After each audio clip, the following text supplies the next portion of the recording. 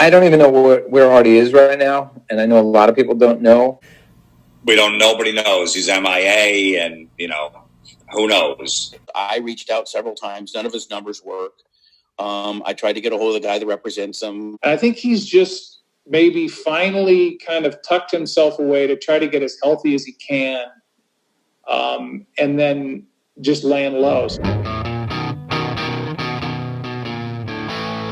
To a special edition of Here's the Pitch. I'm your host, Brad, and I'm telling you to subscribe because if you subscribe, you get special content like this, and you're the first one to see it. This is a special show for subscribers only, so thank you for subscribing. If you haven't, do it right now. Click that button right there, subscribe, and you'll get all this Howard Stern content that I've been doing. And again, this is a special show. Many titles I do have the word Artie Lange update in them because I do ask my guest, have you heard from Artie? What's going on with Artie? Tell us a funny Artie Lange story.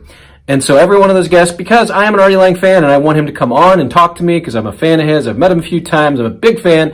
So I want him to join me on this podcast. But I'm going to put all those people that I put the Artie Lange updates right into this special edition. Tim Sabian, Casey Armstrong, Stuttering John, Bob Levy, a bunch of new folks. Shuli talked about him a little bit, and Brent Hatley. Everybody that I talked to here during this Howard Stern series that I'm doing, I ask about Artie Lange. So hopefully you enjoy this. I enjoy talking about Artie. I enjoy talking about the show. I hope you do too. Remember to subscribe. Send these out to your friends and go, look at this one. This is great. All the Artie stuff is right there in one episode. And a lot more guests coming your way. I've got a lot up my sleeve. I hope you enjoyed the last few that I've put up here in the last couple weeks. People you haven't seen in a long time. But let's get to it right now. The man who was replaced by Artie Lange, Jackie the Joke Man. He will start this show off today. I ask everyone, have you heard from Artie Lange lately? What's going on? I know we haven't heard from him in a while. I'm not at liberty to say anything, but he's fine. Oh. You're not at liberty to say, but Artie's okay. Who's telling you not? Yes, huh? Who's telling you you're not at liberty to say, I wonder? No, there's no wondering. There's no wondering. It came very roundabout. I don't have any inside information. I just know he's okay. Which I was thrilled to hear. He's not ready to go to stand up, but he's doing fine. I reached out through that same publicist, oddly enough, that got me on Stern. I said, I want to book Artie on my podcast. I mean, we've done a bunch of interviews together since then. He interviewed me. One of the best interviews I feel like I've ever given was hosted by him on a DirecTV thing around a Super Bowl in New Orleans, like whenever that was, 2012 or 13. And it was really great. It was good to catch up. So I reached out, and the publicist went through some people. Dave Attell, a comedian, is friends with him.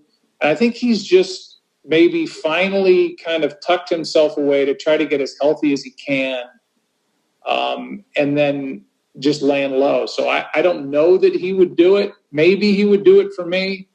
But more than that, I just want to make sure he's kind of still doing okay. And he's battling a lot of demons. He's brilliantly funny, unbelievable memory, huge sports fan. He's still everything that's why I wanted him on that show. Artie Lange comes in and changes the dynamic of the show, but for the better. I always say there's two great eras. For me, it's Jackie, then the Artie era. Artie, Howard leaves his microphone on. He didn't really it didn't seem like any issues with you during the show at K-Rock. It seemed like he was pretty much clean and feeling good, even though maybe he wasn't clean, but he was doing his job coming in. But unfortunately, I don't think, I think in retrospect, he wasn't, obviously. But in terms of dealing with him, he was I tried to communicate with Artie. I liked Artie a lot.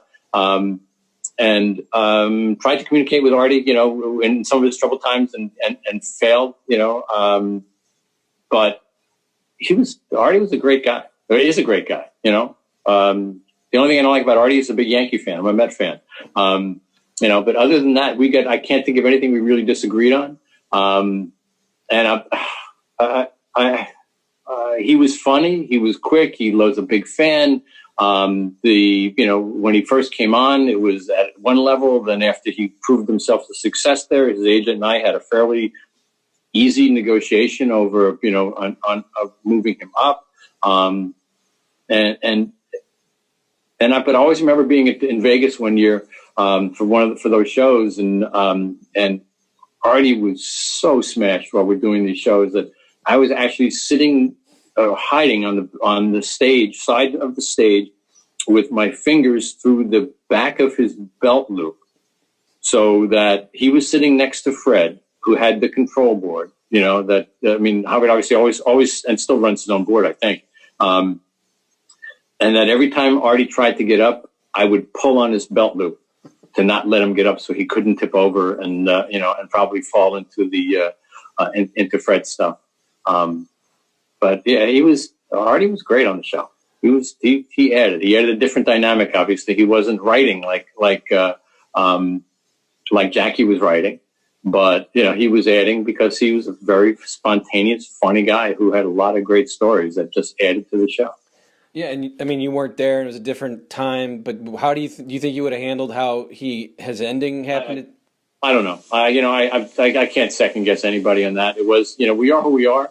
We do what we do to ourselves, and at the end of the day, we have to be responsible for that, and to ourselves. So I'm sure the guys at the management team at Sirius, I'm sure they did everything they could to keep that situation viable. And no contact with him lately? I know he's kind of coming back out of... No. I'd be happy to, but I tried, and maybe he doesn't even know that I tried. I don't know. And maybe this message gets to him, and we could argue about who's better, the Mets or the Yankees, now that we've got a viable owner of the Mets in New York.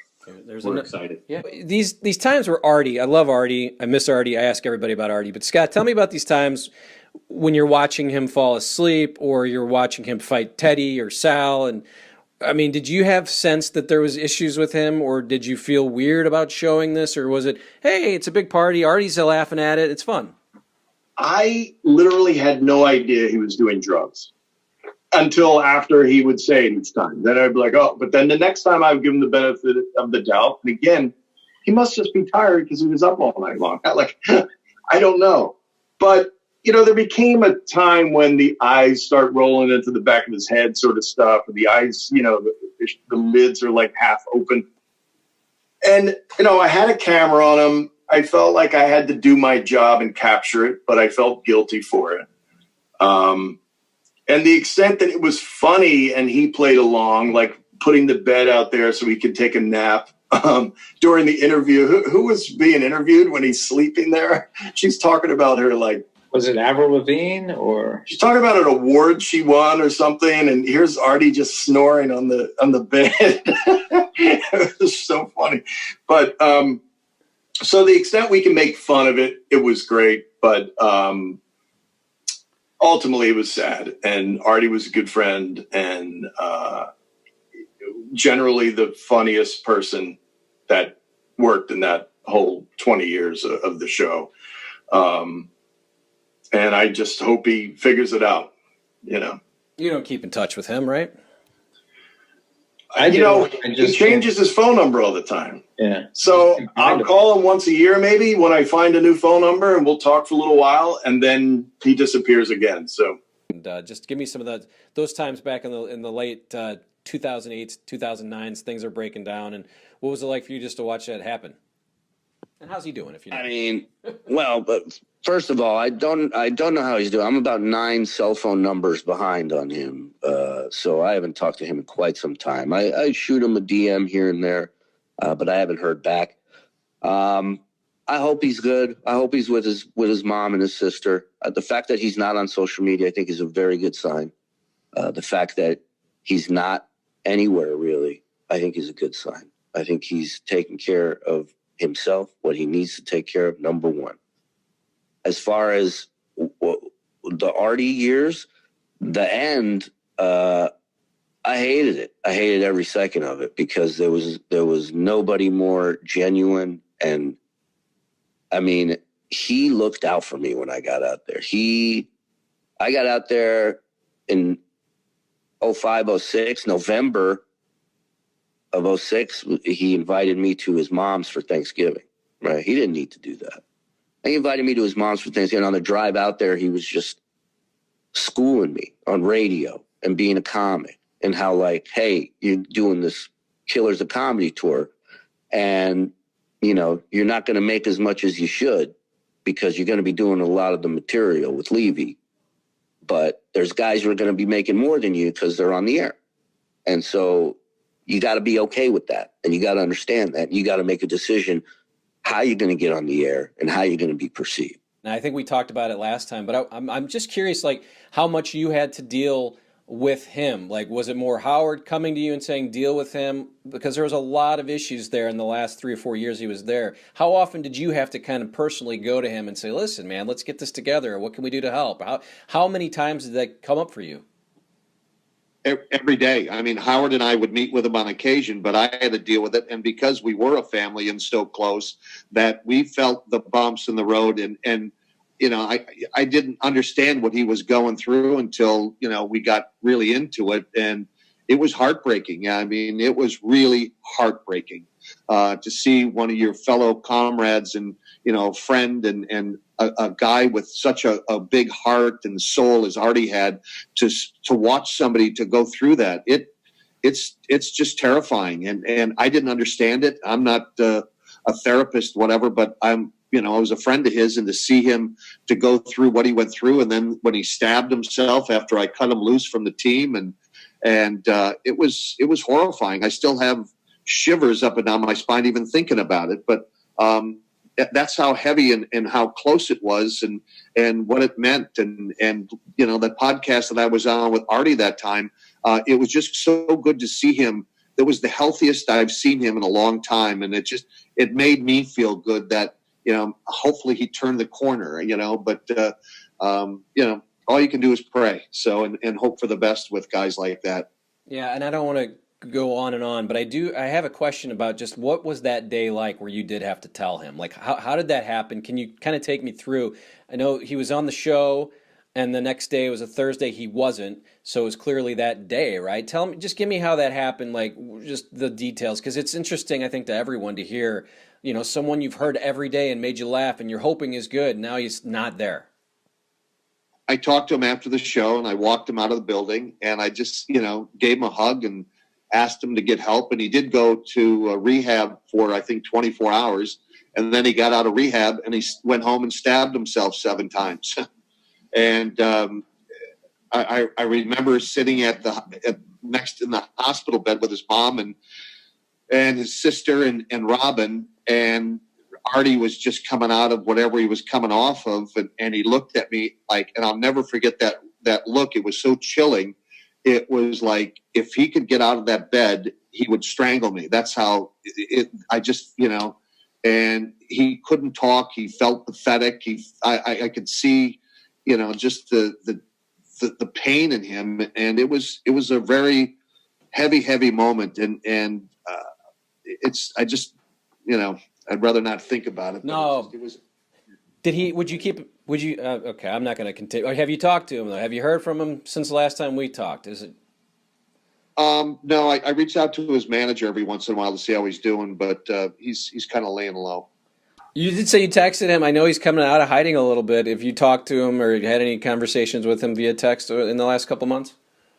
No, I texted him the other day. I've got 2 numbers for him. I texted him to both of them just to tell him I hope he's doing well and if he needs anything. I haven't heard back from him, but I just wanted to reach out and let him know, man, I'm here for you if you need me, brother. And I love Artie. He's one of the most talented people that I've ever heard on the radio, and his stand-up is just fantastic. So great fucking guy. Love him. Yeah, I've met him a couple times. I love that a lot of his punchlines ended with having a coked out in St. Louis, or he had a sandwich thrown at him at this place at the Funny Bone. So he's had some fun here. Probably too much fun than he probably will be wanting to talk about in the future. But when did you get a hold of Artie? Because last time we hadn't talked to him. So how did you get a hold of him, and how was he looking? And give us an update.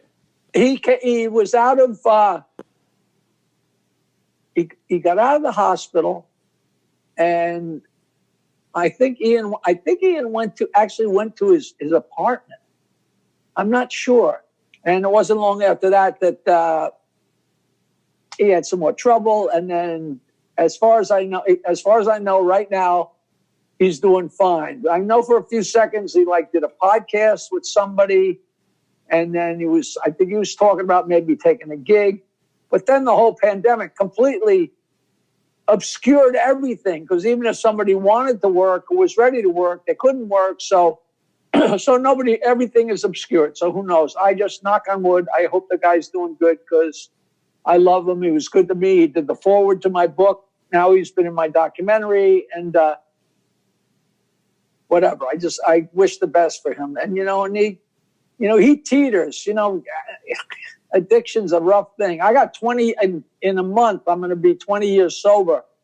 And I could reach for a beer tomorrow. You know what I mean? It's it's a very tentative thing. So just give me a thought on Artie. And I don't know if you talked to him, I guess not. No, I don't even know where Artie is right now. And I know a lot of people don't know. He's sort of just disappeared. I hope he's okay. I haven't talked to him in probably a year and a half now. So that's a real worry and concern. I just hope he's all right. But great guy, obviously fighting demons and just a lot of trouble in his life. But I just hope whatever he's going through right now, wherever he is, I just hope he comes out on the other side really good. Yeah, and hopefully his nose is okay. I saw the last clip of him, and he was so good. He was really nice to me when he came through town, so I root for him too. I was a huge fan of this era when Artie came in 01, and then you guys go to Satellite, and it was just hilarious. But everyone has to obviously understand that Artie, there's something going on with Artie, but Howard doesn't want to talk about it. Tell me how hard it was to sort of not be able, I know even Lisa G was saying, I have a file, and I'd be interested to hear about that file, I guess. But tell me what you thought about those days where, Artie's falling asleep, he's not showing up, and everybody's asking these questions. Can the news team find out? How is it to deal with all that? Well, up until the end, he reported everything that we knew.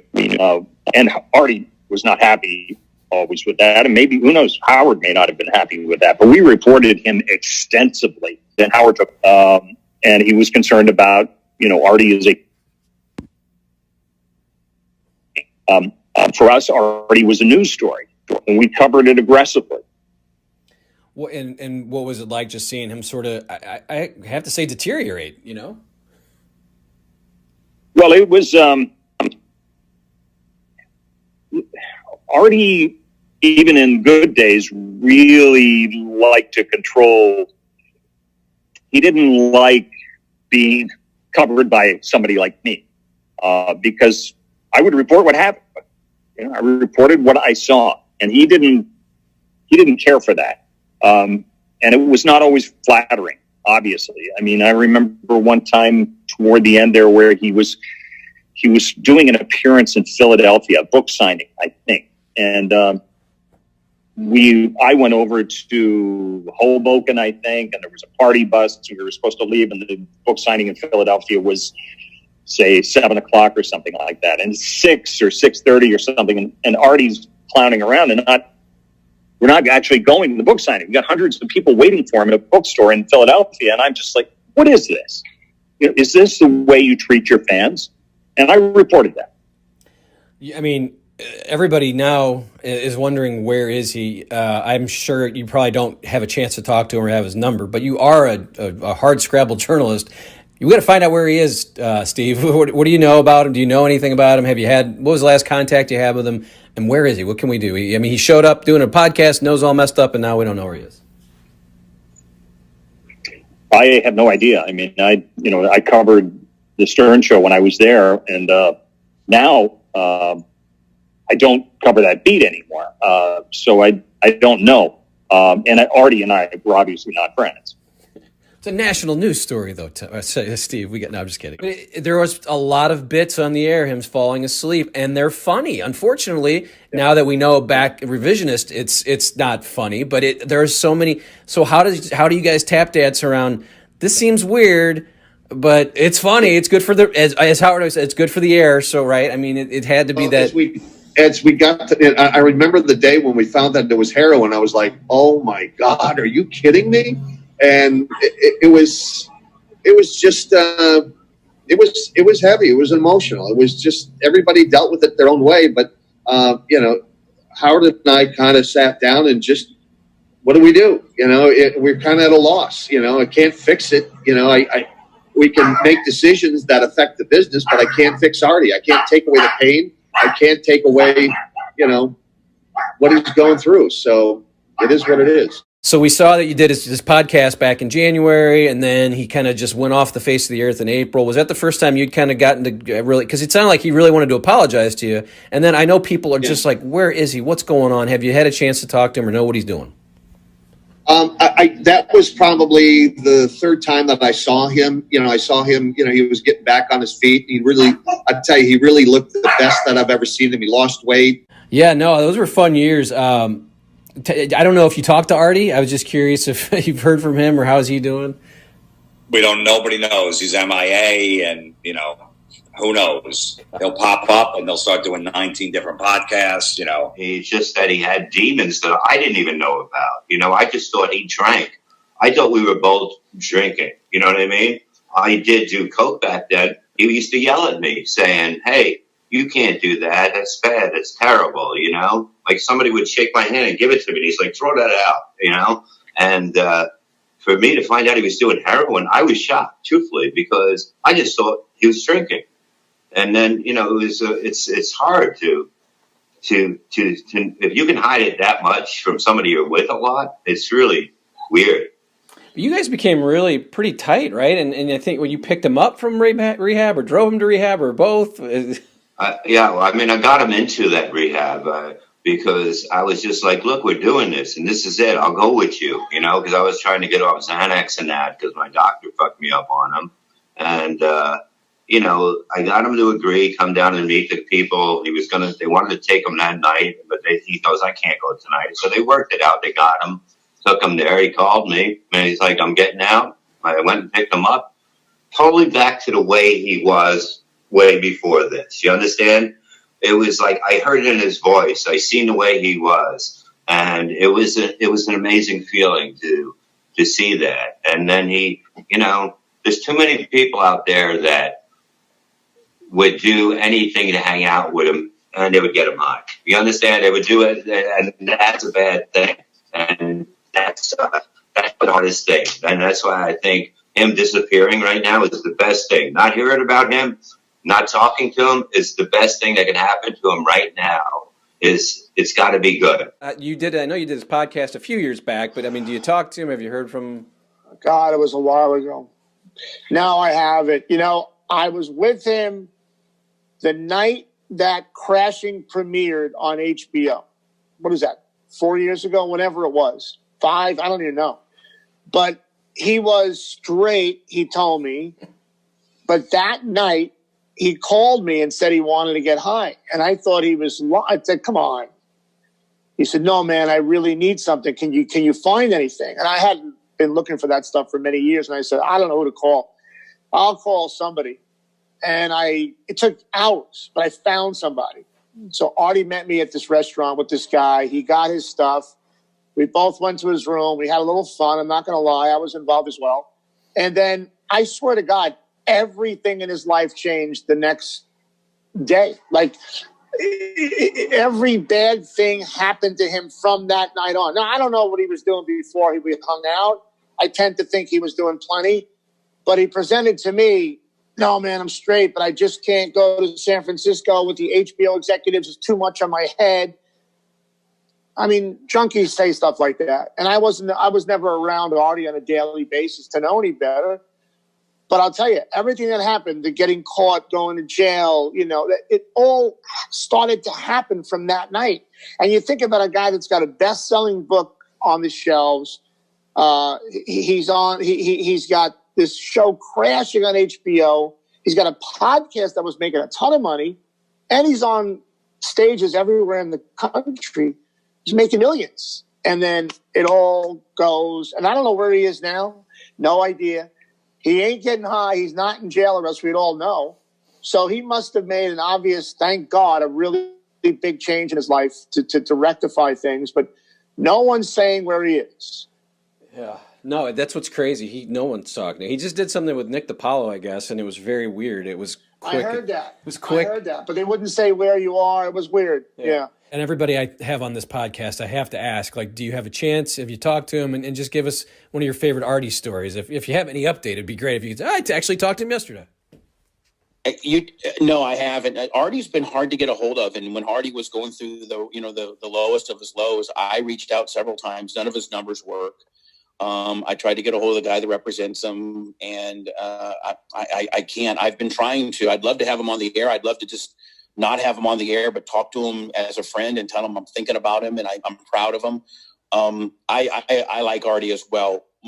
Artie, Artie we came down here and did a couple gigs, and we got to hang out. And my favorite Artie story is we had the porn star Asta Akira, and I found her in New York when we first started going there, and she became my show whore. And we were trying to set her up with Artie, and we had her all ready to fuck Artie and have a big hot porno deal. And Artie, kind of got freaked out by it. We were on a boat. We were on my buddy's big chartered boat. And Artie kept saying, man, I don't know if Bubba the Love Sponge and the Febrezzi's here trying to get me some porn star pussy, and I don't even know if I'm getting set up or what the fuck. And we could never get it worked out. But Artie and I were close, and I wish that I could keep in touch with Artie. It just seems like he's kind of, but maybe he needs to be bubbled up and not deal with some of his older friends that could potentially trigger him into doing some bad shit. I've never done cocaine, or I've never been into that scene, so to speak. But I have been part of some shady scenes, as you know, and maybe that's maybe Artie doesn't want anything to do with me. I don't know. I mean, I wrote the foreword to his second book, Artie's second book, and he details a lot of that in there. Or I don't know, maybe it was in the first book. Either way, reading it and his little conversation he had with Rudd during a break that happened, some of the stuff Rudd said, Rudd was kind of egging him on to kind of do more. And we now know that he was snorting Vicodin and drinking Jack before he went out there. Not exactly information that I had handy at the time. When I went in, I did go into his dressing room beforehand. I was excited to meet him because I was a huge fan of the show. I was the one that was like, we got to get Artie Lange. If we can get him. HBO got him. And I was like, Artie, rip me. When you get out there, just shred me. I don't care. And I didn't know it would go to that degree, but I was never upset by it. I was upset by the reaction, but I wasn't like out there about to cry. I mean, it got frustrating, and I started to lose my patience, but I was trying to fire back. But the whole time you have a voice in your head going, do you really want to get into a battle right now with Artie Lange? Because I'm going to have to say stuff that's going to just blow my whole persona here and just maybe flush my career. So I just had to kind of sit there and take it. And, again, you live and learn. I probably would handle it better now. Maybe not. I don't know what else I could have done. So I was going to say, what would you do? How would you do anything? I don't even know. I can't even. I don't know. I can't even. I'm not going to get into a battle of wits with somebody that's kind of. I mean, that's what he's known for, and it would be like me then trying to heckle him, and it just. I can only say this, and this is not revisionist history. And again, I've told this before, and I think Artie would probably at this point in his life agree with this, but after about the second rip on me or the show or whatever it was, the room went from really laughing to kind of like, this is a little bit too much. And he kind of, I don't think he had a great gauge that night of if it was too much or not. And so it was probably a little bit too much. But again, HBO kind of came out and freaked out about it. I never really cared. And I called him, I don't know, the next day, later that day, after I'd listened to Howard and Artie and everybody rehash all that. And I said, hey, I left him a message. I said, it's Joe. I just want to thank you for coming on. I'm not mad at you. I told you to rip me. It's all good. I'm thankful that you even bothered to come down to the studio and do it. So no hard feelings. he called me right back and he's like, anything I can do for you? You know, I'm a comic. It probably went too far, whatever. And we became friends. And, you know, he was a part of the second show, which I had to demand to have him in the second show, or I said, I'm not going to do the second show. And I had to get into a kind of a little bit of a battle on that, because I had booked him. I'd written something for him at the beginning to do like a cold opening joke. And then the head of HBO, Richard Plepler, came in and said, no, he's not coming on the second show. It's done and over with. And I was like, well, not to me. I haven't been on in 3 months, and I'm not going to go out there and act like that didn't happen. This is my life. So I'm either going to be able to talk about it and laugh at myself and laugh about it, or I'm not going to do it. I already have a job, and I won that little battle. And, you know, when that piece of tape came on and he's a part of that opening, and the crowd, the studio audience, you know, roared with laughter, I was like, I did the right thing, and it was funny, and it was well done. So that was another lesson that you learn. You have a good Artie Lange story. He did come to Bubba's wedding. It became a huge, great story for both shows, I'm assuming. And he would call in, too, every once in a while. Did you get to know Artie real well? Yeah, I did, actually. And even when I was leaving Bubba's show, he was one of the people that I talked to on the phone, and he kind of was like, Brent, you're going to be fine. You're going to be great. Everything's awesome. So I love Artie. Artie is one of my favorite people in the world. Like, the guy is a sweetheart, and he's got a huge heart. And I feel for him for any of the pain that he's in. And I told him personally up at Sirius, when I've seen him up there, even with any of the bullshit he was going through with some of the people from the show not liking him, I just pulled him aside and said, hey, man, if you ever need anything, just give me, and I just texted him this the other day, if you ever need anything, support, or even somebody to talk to as a friend, just give me a call, because he was there for me when I needed somebody too. So but the funny story is, at Bubba's wedding, Artie had money on the Saints. The Saints were playing the Eagles in the playoffs. Artie had money on the Saints, and we're both looking at our Blackberries at that time to get scores. So I'm like, Artie, there's a sports bar like right across the street. We can go hang right over there. And he's like, okay, let's go. So Artie and I go over there. I get me a big, huge, tall whiskey sour, and I'm sitting there with Artie, who's stressing about money. Like, it's right on the edge of the Saints covering or not. And then I turn around, and there's everybody behind me, Tim Sabian and Gary, and like Scott Farrell. Everybody has come across the street and is with Artie and I partying. So later on that night, after everything's over and Artie lost money, he goes, hey, man, I'm glad because I'm a Saints fan. He's like, I'm glad your team won, even though I lost money. And I was like, hey, we're getting ready to go take some coke and go hang out with strippers. You want to come with us? And he was like, Brent, if I started doing coke, we'd wind up in St. Louis by the end of the night. I was like, okay, understood. I just wanted to be hospitable. So he turned down that, but a group of us did go out with the strippers and the coke that night. For you. I know I ask every guest, because I think you had Artie on at one point. Have you talked to Artie Lange? How is Artie? Everyone wants to know. I heard a lot of different things. Last time I reached out to his manager, he's like, yeah, he's fine, don't worry. I heard that he's in jail. If he was in jail, isn't that a public thing? He's really a really good human being, and he's been nothing but nice to me. I mean, I never worked with him, but he was just such a big super fan listening. Like, the first time I met Artie was at Scores. He was leaving. I was coming in, and I was like, oh, I just wanted to say hi, introduce myself. My name's Steve Grillo. I don't know. He goes, Grillo, are you kidding me? I'm a huge fan. He was like, you know how much I know about you? I know you went to Hunter College. I know your dad's a mailman. I was like, really? He goes, yeah. I was like, oh, shit. So every time I've ever seen him or I've ever been around him, he's been nothing but a good friend and kind and generous. So I hope nothing but the best for him. And I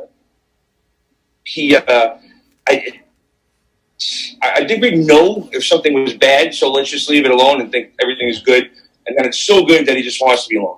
Artie, do you keep in touch? Do you have an update? People are wondering where he is, so let's ask. No, and this is the one case where I'm taking no news as good news. I recently got a note from his sister Stacy to connect on LinkedIn, which I thought was a wonderful sign that, like, okay, this is great. We had a beautiful exchange. I said, give my best to Artie. I didn't want to intrude, but I'm the pictures. He looks amazing, except for whatever physical problem with the nose. And I don't know if that's just him as a reminder to not go down that trail again, or maybe he's done something with it already. But he was a good-looking guy, and then the great guy, just great, salt of the earth guy. I basically call him and Jackie the old Darren and the new Darren from Bewitched. They were both great, in their own way. Yeah.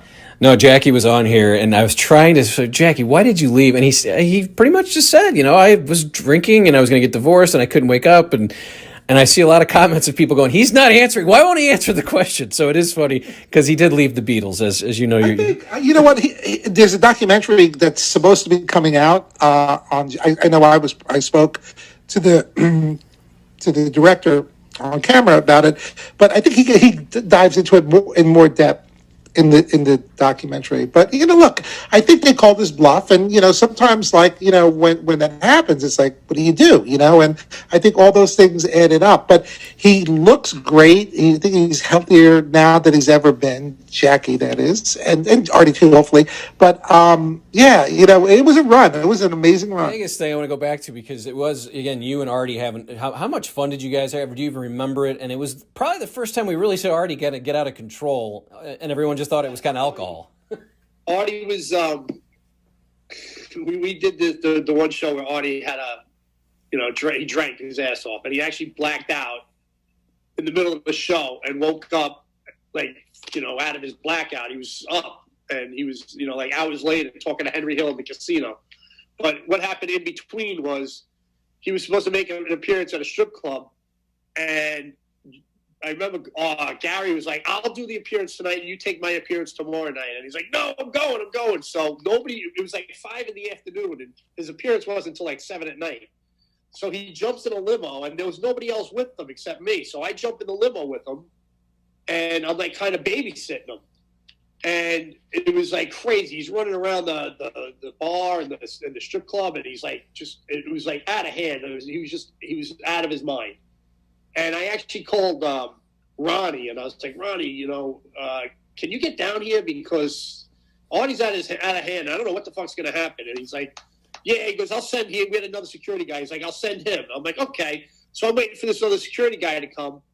And sure enough, Ronnie shows up with Howard and Beth. And I was just like, oh, shit, boss is here, And Artie kind of calmed down once that happened, but he was still in his blackout. Like I said, he didn't realize he was in a blackout until he woke up talking to Henry Hill back at the casino.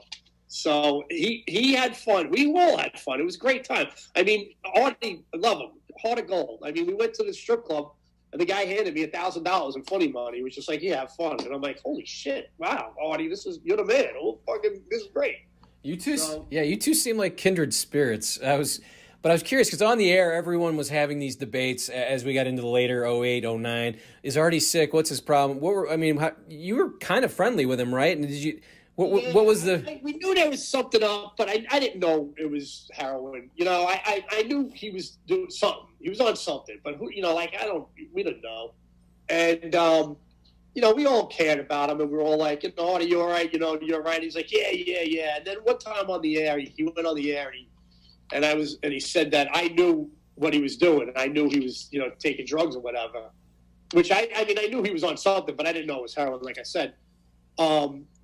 And I was just saying, hey man, are you okay? Just looking out for him as a friend, not as a babysitter or anything. I just wanted to, make sure he was okay. And he was like, yeah, Brian, he goes, I just told him I was tired from a show, and he didn't believe me and everything. But like I said, I didn't know. We were watching towards the end, it was weird because he'd be fine, and then we'd take a commercial break, and then he'd be different, and we're like, what the fuck just happened? How did that all happen? And then we learned later what happened. He was getting shit sent to him, and at work, and it was bad news. But he's a great guy, man. I love him, and I haven't heard from him in a while. I saw him about 6 months ago. I saw him at a comedy show, and he looked great. He was fresh out of rehab and everything, and he started up again. But he kind of just went away again, and I don't stay in touch with him. Every time I have a number on him, it's changed within a month. So. I wish the best for him. I love him, and he knows I love him. But he's just, he's got his demons, and he's trying to get through them. From the people I've talked to, getting the Artie update, it sounds like he's okay. but there's no one wants to talk about what he's doing. So hopefully he comes back out. We see him again, and his nose is fixed and his hair. That'd be great. I love him, man. The guy, like I said, he's got a heart of gold. He was the coolest, nicest guy to everybody, you know. And he opened up everything. He opened up his house. He opened up his wallet. He opened up everything for you. It was great. Good man. Good man. He pissed me off really bad one time, and I said I came up with a bit. And I was saying, I remember writing on Stern Fan Network, I'm going to get Artie back. And then Howard said, oh, Levy wrote this. I came up with a bit where I was going to bring in a fucking girl that likes dating fat guys. And that was the biggest explosion. I never thought it would get that big. And they were like, yes, we're doing it. I hit up a girl to fucking come there who liked big guys. She did like big guys. It blew up. He fucking turned on Howard. He started calling. He was the bro fight. Yeah, you're not my bro. No, that's when. The bro thing all started from that. And I'm sitting at home going, "What did I just fucking do?" I swear to God, I was like, "Oh my God, no! Please don't walk off. Please don't quit." You know what I mean? Because I didn't know. I never thought it would be like that. I knew it would be bad because I know Artie and I know how to get to him. And, but I never thought it would be like both of them yelling at each other. And then like Howard putting on callers and then just calling Artie a big pussy. And it got like really fucking brutal. But, but that's what this show was, man. You couldn't go in there. You couldn't go in there if you were a little bit soft. If they knew you were soft about anything, that's what people went for. It's not about, it doesn't matter that you guys are friends. It didn't matter. It's like if they knew you had a weak spot, oh my God, they would go after it over and over. Then that's what you do. When was the last time you talked to Artie, by the way? Has it been, I know he's been off the grid, but do you remember the last time and how it went?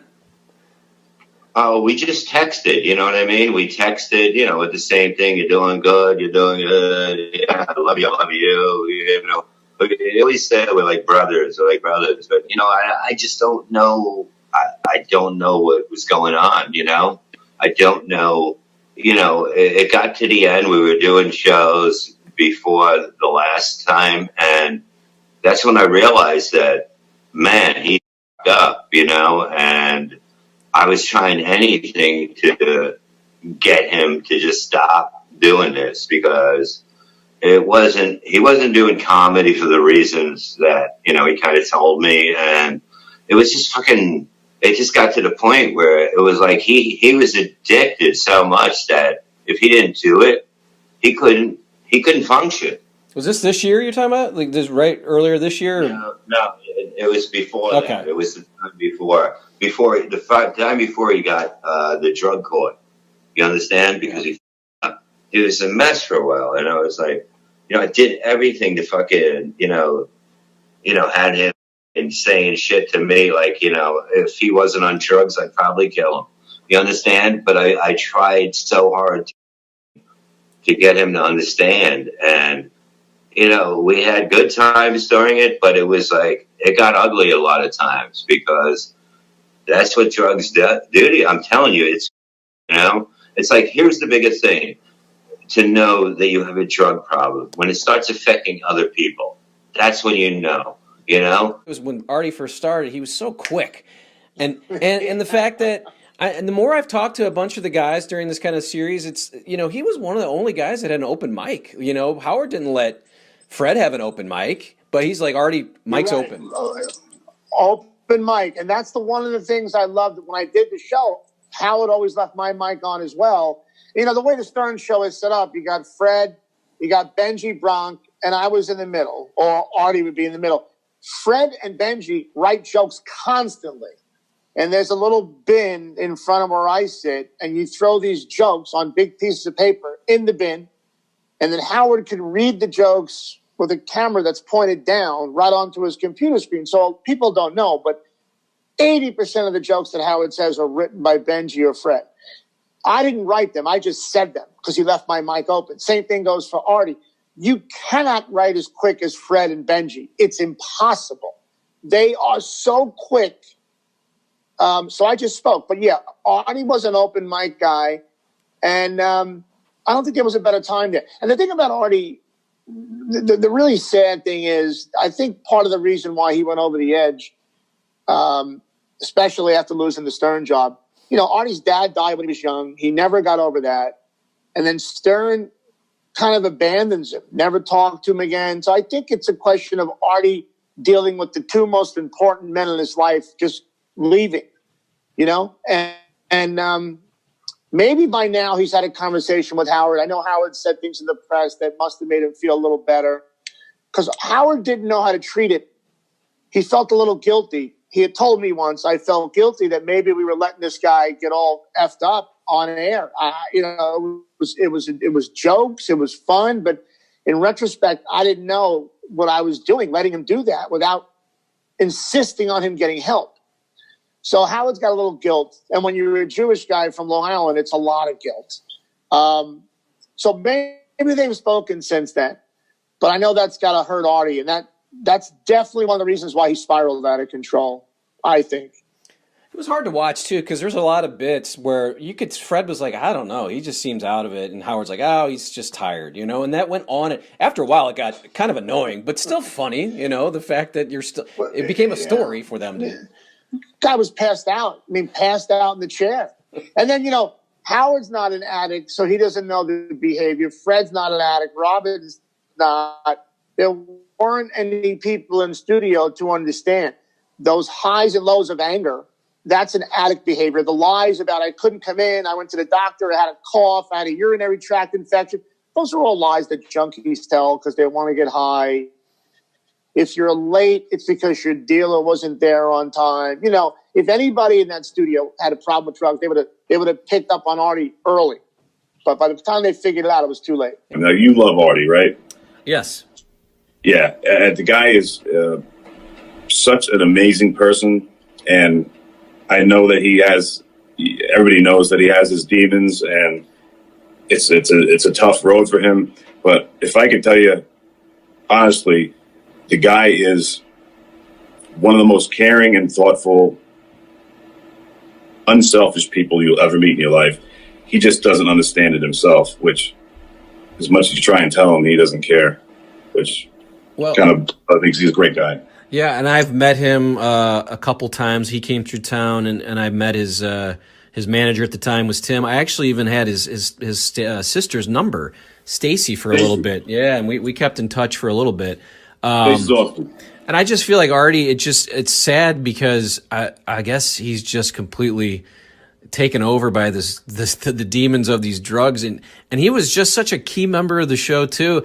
I got sad when he left, but then I kind of just didn't want to follow the rest because I just thought it was going to end badly. I can't. I hate to say it, and I'm sure he's heard this a million times from other people. I can't believe he's still alive. Like that.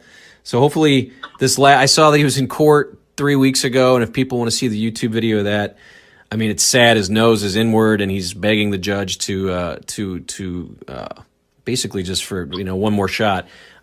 So it's good. Sounds good that you've talked to him. I don't know how much do you keep in touch with him, but how much do you keep in touch with him, and what's he up to now? Brad, over the years, I've tried to. I mean, when I was in California, those were some of the darkest times that I've ever gone through. You thought they were dark when I was on the show, but afterwards it got really bad, and he was always there for me. I mean, he's talked me off the ledge a million times, and I just tried and be there for him, but it's very hard. He changes his number quite often, and we won't speak for a while. But when I finally saw him this past, a few weekends ago, when he was doing a comedy club out in Long Island, I think he was with Governors, or Governors, yeah. Man, it was just like I gave him a hug, and it was just so emotional. Like, dude, you got to get on stage, man. Let me get out of here. So do your thing first, and then I'll talk to you. It was just to see him again, and he put up something on Twitter that was really nice, a picture of us on there, because he knows how much I care about him, and he knows how we've both been through the mill. So yeah, you guys. It was very emotional. Well, and I wanted to go back to the days on the show. It seemed like you two were. You didn't know, I guess, at the point. I guess he didn't really reveal that he was doing all of his heroin, I guess, until 2006, and maybe it just kind of started back up then. But Boy, he was having some rough times. Quick. You know, Artie and I have had you know, and this goes to be the same with a lot of people. I mean, even if like my friend pointed out, if you Google Artie and Howard, it'll be like one day Artie loves Howard, the next day Artie's saying Howard's the biggest piece of ass, you know, going. I don't know if I'm allowed to curse, which is why I'm not cursing. Yeah, curse away. It's fine. Oh, okay. Well, anyway, so like Artie goes from and that's how it was with me. I mean, Artie will be like, I love John. John's great. And then the next day, you know, John's an idiot. And he just goes back and forth. And, you know, quite frankly, I'm just over it. I don't even, you know, you know, as soon as he got on the Cumia show, you know, I knew he was going to corrupt Anthony because I was on Anthony's show so many times and we had such a blast. And, you know, the producers and everyone told me, you know, how well we were together, and Anthony knew how well we were. But as soon as Artie gets there, it just becomes the Trash John hour, and that seems to be all they do now. So I don't really talk to Artie. I wish him well. I don't know how much longer he's got on this planet, but you know, I mean, you know, I don't hate the guy. I just, you know, I don't talk to him now, and he you know, he's a troubled guy. He's got a drug problem.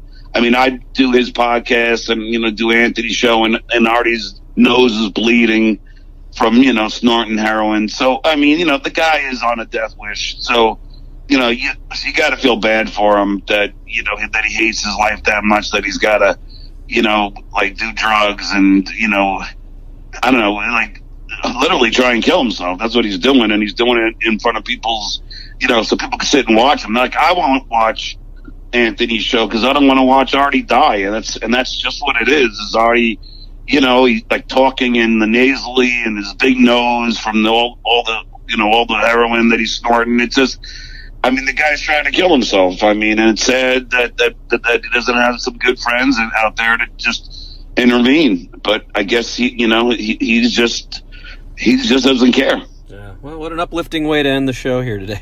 I'm sorry. No. Look, I'll say Artie's one of the funniest guys I've ever met, and Artie and I had some great times together, and we had some great times on the air, and you know, he became my best friend on the show, and he was the one who I confided in before anybody that I was leaving the Stern Show to go to the Tonight Show.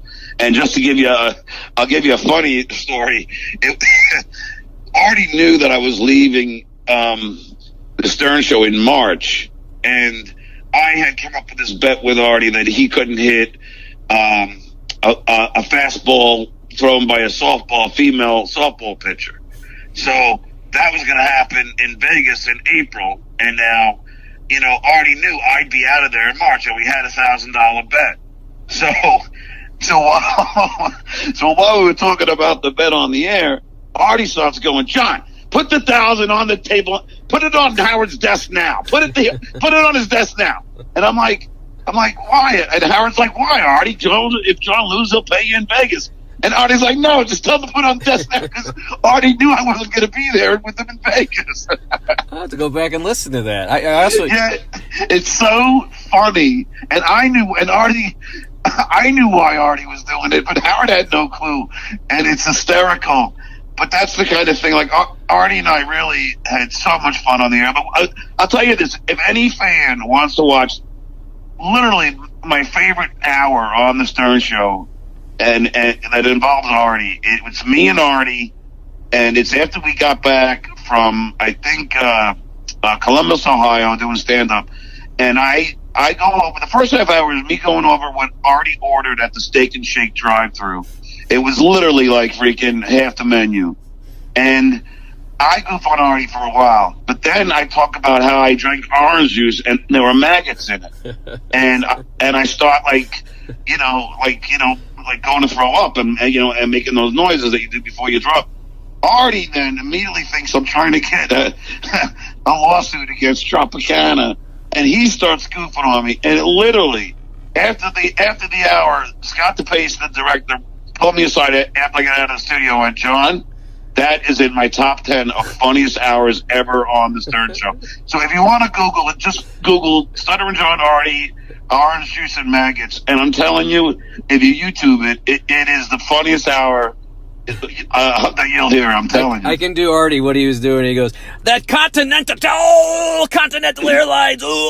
It was funny. Yeah, exactly. Yeah, and Artie Lange, you toured with him. I don't know if you talked to him a lot.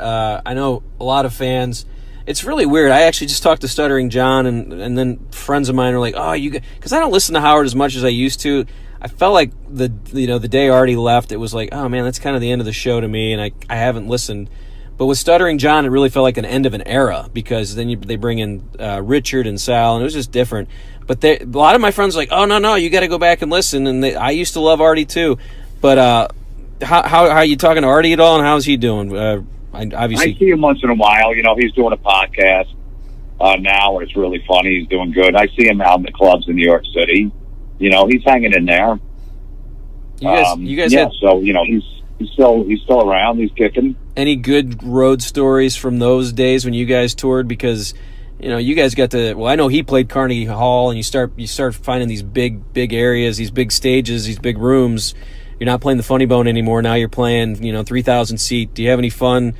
I just remember Artie talking about having a sandwich thrown at him, or any fun memories that you have of those tours and those times? Oh yeah, those tours were amazing. I remember it's funny because it just happened at the Funny Bone in St. Louis. So Artie was playing there before he got really big and started playing theaters, right? So Artie's doing 7 shows over the weekend. They're all selling out.